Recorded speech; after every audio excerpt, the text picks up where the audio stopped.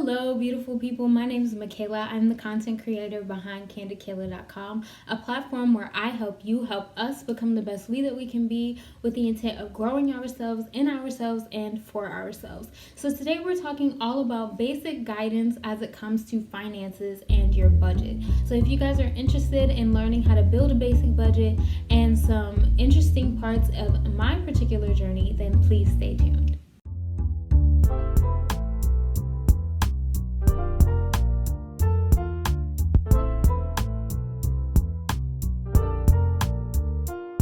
If you guys haven't seen our blog post to start off this financial hindrances week, the link will be in the description box below. But I just have a different mindset when it comes to money. I definitely have a more positive mindset, a mindset that I think that God has called us all to have. So with that respect, as I'm rattling off some of the amazing and awesome things that God has done for me in my life as it pertains to my finances, keep that in mind, that I keep Him first when it comes to my finances. I make my petitions to Him as to what it is that I want, what it is that I need, and He's been the only reason why any of this entire journey has been able to happen. When I tell you He's so good and He's so awesome, I am in a space that I never would have been able to imagine or make up in my own right. So the first thing is, I'm a 24-year-old grad student getting my PhD in chemistry. I have 2 bachelor's degrees. I have one in chemistry and one in computational and applied mathematics. I also am a homeowner. I've been a homeowner since I was 22 years old. I also own my own car. And in the midst of all of these things, I have 7 streams of income, 3 of which are school related and 4 which are not.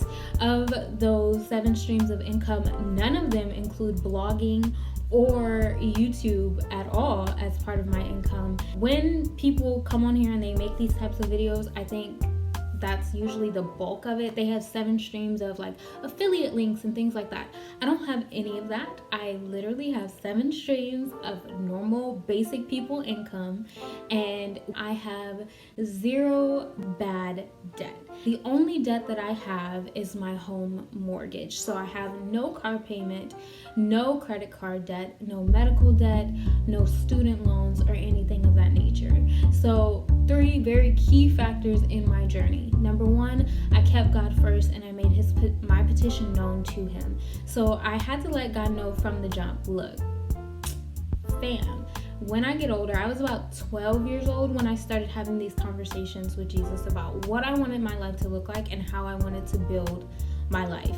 And so I just had a conversation with Him and let Him know, look, I don't want to live in a dorm room when I get to college. I don't want to have roommates. I don't want to have to put myself in a position where I'm uncomfortable. I want to be able to have my own space at all times. I don't want to live with my parents after the age of 18. I don't want to have a car payment. I don't want any sort of debt if I don't have to, and I don't ever want to rent. I always wanted to buy a house from the jump because that was just very, very important to me. I've always been about ownership. I've always been about having the actual capital in my pocket in order for me to do what it is exactly that I wanted to do. That's just based off the premise of Dave Ramsey. The way that I was raised, we grew up on Dave Ramsey. I've been learning how to make, save, and budget my money since I was about 6 years old. And it's been a huge part of our lives as a family, but a huge part of my life in particular. When it came to offering my petitions up to the Lord, I made sure that I was very clear about the debt portion. With that being said, when I was about 13 years old, my parents took me out of private school, and the understanding behind that was that I was on my own now for paying for college. So I worked my hind parts off as much as I possibly could from ages 13 to ages 17 when I graduated from high school in order to try to afford myself a scholarship so that I wouldn't have to pay for college. The God thing is, every way that I thought that I could contribute to ensuring that my budget was going to be what I wanted it to be, I did the work for, and I prayed for God to do the rest. And even when my solutions to these things didn't work, God was such an amazing God that He exceeded my expectations and exceeded my ability to think. It is so important, number 1, that I keep God first, but number 2, that you take into account that I am a military child. I have given my service, my family has given our service to this country. We have been through a lot as a family. We have given a lot to this country, and as a result, we've been able to reap certain benefits that come with some of the sacrifices that you have to make. The first benefit is that both of my parents had GI Bills that I could have used for my undergraduate education. So my first year of undergrad was actually paid for by the Pell Grant. Then the second through fourth year of undergrad, I was able to actually afford that by using my dad's GI Bill, for which I was given a stipend every month, and my tuition and fees were paid to the school. So I was expecting to have gotten a scholarship, and while I didn't get the scholarships that I had applied for, I didn't get the scholarships that I necessarily wanted, God still made a way out of no way in order to cover all of my tuition and fees. This next thing that I must note is that while I had all of those things, I still did the work. So I worked my hind parts off. I actually worked 3 jobs in college in order to afford the life that I wanted for myself. While I didn't have to, and I budgeted, assuming that I didn't have a job and all of my money came from my GI Bill money, I also needed to take into account the GI Bill does not pay you during the summer. I also just really wanted this life that I had asked God for. I didn't want a roommate. I didn't want to stay on campus, and thus I had an apartment off campus by myself. In order for me to have some of the luxuries to be able to get my hair done, get my nails done, things like that, I knew I was gonna have to work a job. The next thing is that I also have a scholarship even now, because my parents are 100% disabled, that has afforded me the opportunity to have my tuition paid for twice over, once by scholarship that I currently have, or an assistantship that I currently have in graduate school, and another time by the actual military benefit. While this might not be the situation for you, and I will definitely do a separate blog post on understanding military benefits and how to actually use them to your benefit, these are just the opportunities that I was afforded. So while I have been praying and asking God for the scholarship, I got it. But then I never would have thought in a million years that this whole idea of me buying a home and things like that would come out of scholarship money. I always thought that I was gonna have to make it big on YouTube, or I was gonna have to get some cushiony job, or I was gonna have to get married in order to put myself in a position financially. Meanwhile, God was exceeding every thought and every desire that I had ever prayed for in super unique ways. And the third thing that I would like for you all to understand, I work really, really hard, but I work unto the Lord. So I think it's important just that you keep all of these things in mind, because if you don't work the system, you don't work the budget, you won't be able to put yourself in a good position regardless of if God gives you $1 million. If you don't know how to steward that $1 million, you're going to be broke. Okay? So on the blog post, which I will link below, that's attached to this video, I did a separate blog post specifically on the concepts that are related to this video. Essentially, what I'm doing in that blog post is I'm teaching you how to build a very basic budget, and how, based on our understandings of American finances, you will never, assuming that you make the medium wage in this country and you take the medium price for all basic necessities, but that includes housing, utilities, car. If you take the median price for all of those things, you will not break even. You will be at about a 20% deficit, which lets us know that based on the way that the American financial system is set up at this moment, you're going to have to do one of 3 things: budget, get a second job, or a combination of the two. I am a firm believer in doing number 3, which is a combination of the two. As a single woman, I have all the time in the world to give outside of work for side hustles if I really wanted to. You're gonna have to find something that works for you and for your situation in that moment. Before quarantine, honey, I was out here hustling. I braided hair, I tutored, I'm a landlord. I definitely want to start some other things. I have a completely different blog post coming tomorrow. I will link it in the cards as well as in the description box below, all about side hustles and how to maximize your side hustles. But today we're going to be talking about how to actually minimize your expenses. So the easiest and possibly smartest ways in order for you to minimize your expenses is to, number one, understand what is important to you. So for me, housing and food are like neck and neck for the most important things for me. Those things are my highest expenses, and they've always been my highest expenses. But if you are, say, a man who can afford to live in a rougher neighborhood and not have anybody bother you, or you don't necessarily care that much about food, you eat in order to get your calories for the day, or you are way smaller than me and you eat a lot less than me, or you eat a lot of processed foods, you don't eat a lot of fresh foods, things like that will definitely change what your budget looks like. The easiest way to actually cut those expenses though is, number one, if you have roommates, if you split your food bill. My brother is my tenant technically, but he's really my roommate. We split our food budget right down the middle. We actually save money. We spend less together than I spend on myself by myself. As for the housing budget, you can definitely pick up 4 or 5 or 6 different roommates. The way that my living situation is set up, I could afford to pick up 2 more roommates and my housing costs would be slashed like down. But I'm just really picky when it comes to my space. You can also look into food packaging companies. So if you're a single person, it might be cheaper for you to go with maybe a meal prep company, which I dabbled with for a little while, over cooking for yourself and things like that. You can move back in with your parents and have a non-existent housing cost, which is excellent. I think even if your parents make you take a bill, which is going to be less than $300 a month, is you're not going to be able to find any place to live for $300 a month. So if you have that opportunity, go for it. It definitely frees up your budget and it puts you in a position in order to do other things like save, give, start a 401k, save for your own property, put money down so you don't have to pay a mortgage, pay for a house in cash, stuff like that. The next thing on the budget that you could definitely slash is your car and the expenses associated with your car. I'm actually gunning for a Tesla. If you have the startup capital to go for a Tesla, it's got the lowest maintenance cost, and long term when it comes to gas prices and things like that, you don't really have to deal with that. If you can afford a Tesla, go the Tesla route or go the electric route. You don't even have to go for a Tesla to go electric, just go the electric route.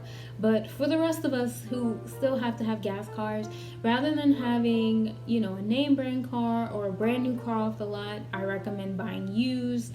You can get a good car, a good reliable car for about $2,500. So if you go up, you can actually get something that's a little newer with some perks and things like that for about $5,000. You can also get you like a hybrid or something like that. That'll cut on your gas costs. You can eliminate your gas costs altogether if you carpool or you do public transportation. That will just literally be the cost of a bus pass. I don't know how much that costs. That varies based on your city and where you live. The last thing I want to talk about as it pertains to your budget is the giving factor. This is the supernatural factor of my budget. This is the part of my budget that I can't express to you how important it is. I'm going to do an entire post dedicated to it. Watch. I don't know how he does Jesus math, but when you give, Jesus math just be happening.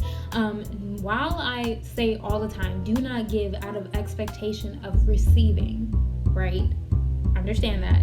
I definitely believe that having money and giving that money away, especially to the least of these, is of the utmost important, even if you don't get it back. But in the ways that God gives it back always blows my mind. So I'm going to just give a brief testimony and then I'll be done. But the first testimony is I've been tithing my entire life. And in periods of time when I stopped tithing unintentionally, like I would forget to tithe or it wouldn't be the first thing that I do, which is a whole nother conversation. I definitely believe tithing should be the first thing that comes out of your account when you get paid. I had realized that I was starting to get my checks late. I wasn't getting paid. I was stressing out having to borrow money from my parents or put it on the credit card, because I do have a credit card, but as of right now I have no credit card debt. So just put that out there. But I would have to put it on my credit card in order to break zero, and magically my emergency fund would all be eaten up, and like things just weren't adding up. The way that my money is set up, I don't get paid as much during the summer because I'm not in school, so my military checks stop, right? So come September of this year, I had just come off of 2 vacations. I had just put myself, I had just spent a crap ton of money and I was living off of savings alone. And when it came time to get my first check from work and school and everything in September, the money never came. Something in my spirit had already told me we weren't going to get paid too. And so I was just like, okay, Jesus, we've been planning for this. I've been tithing, I've been faithful. So I'm going to just trust you. Lo and behold, I didn't get paid for like a week and still had a surplus left over and all of my bills were paid. I'm telling y'all right now, I don't know how Jesus does it. I don't know how this Jesus money calculations and everything works, but what I can tell you is he's faithful, and if you honor him, he will honor you right back. So I'm just gonna leave that there. I know that tithing is super controversial for people, but I believe in tithing and giving above your first fruits. So I'm just gonna tell you the experience I had. Another experience I had, because just one might not get you to understand. Come this time, right now, we're talking 2020, the same kind of thing happens. My first check of 2020 is always lower because we take a winter break. Cool, we save for these things. I went on vacation the first month of 2020, spent money that we had budgeted for, but I was a little scared. Okay, I'm just gonna let you know I was a little scared. I also forfeited my scholarship for the semester, which just means that I was losing about $4,000.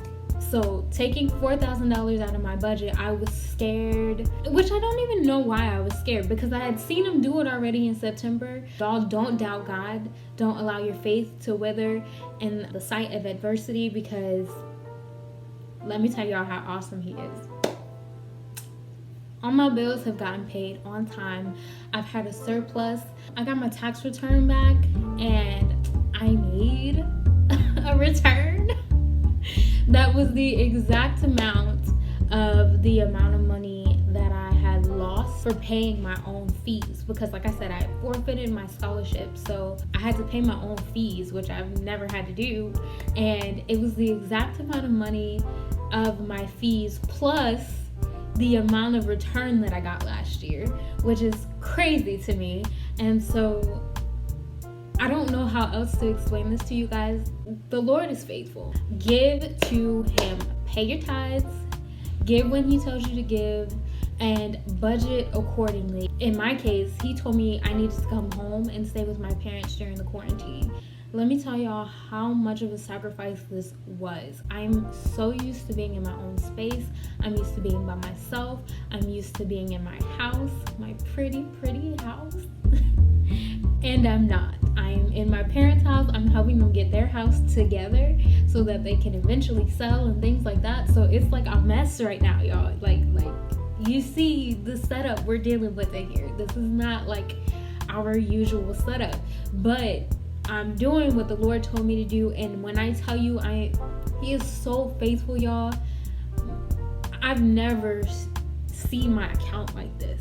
And when I tell you, like, all my side hustles are on hold. He does not work in the ways that we expect him to work, but we will somehow meet the goals that we have. My goals for 2020, I'm telling y'all, I'm holding them near and dear, but they are time stamped and dated. You will see.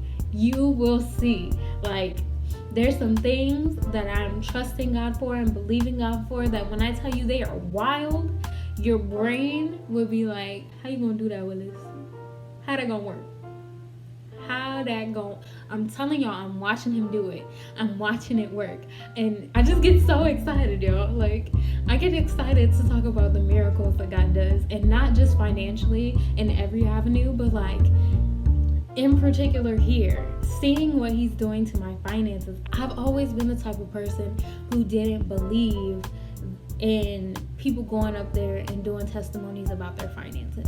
I always believed if you were a good steward, you wouldn't be shouting and carrying on about your finances, because you would have done what you needed to do in order for your finances to be met. Ye of little faith. That's all I'm going to say. Ye of little faith. God can do miracles in every aspect, in every area of your life if you choose to allow him to. And the last 2 years of my life, I have been surrendering all things to him, especially my finances. And when I tell y'all, going to college for free, that's a miracle. Getting 2 degrees in college for the price of 1, that's a miracle. Coming to grad school and having it paid for and getting the money back, that's a miracle. It wasn't until I got to a place where I was like, Lord, do whatever it is you're gonna do, that he has been, when I tell y'all, blowing my mind. This stuff doesn't make sense. I put it on paper and the money don't add up. Everything is paid. Every account. The savings are being like topped out and none of it is making sense. I'm telling y'all, my parents, like, I felt like, oh, well, I'm a burden, so let me slide my parents a couple $100 here or there, you know, because we're here on quarantine. Their bills are going down when adding 2 other people to the household. So when I tell y'all that, like, he's faithful, he is so very, very, very faithful. Y'all done messed up my hair. But he is so faithful. And so that is the principles of budgeting. That is how to have guidance in your finances. That's where you need to get your guidance from. You need to go straight to that Bible, crack it open, and see what it says about your life. You can understand all the basic principles. Again, like I said, Dave Ramsey is an excellent resource.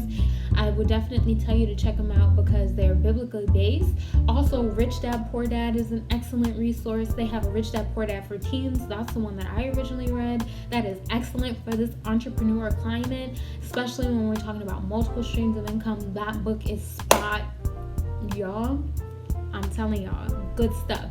So get in your word and understand that, number 1, if you keep God first. Number 2, if you allocate your resources according to what he says. And number 3, work the program. Y'all gonna be sitting pretty. Y'all gonna be like me. Listen, real candid, real open. This is what the book's looking like. God is doing something new. He's doing a new thing in this dry and desolate land of my finances. So yeah, I hope you guys enjoyed this video. I know I talked a lot.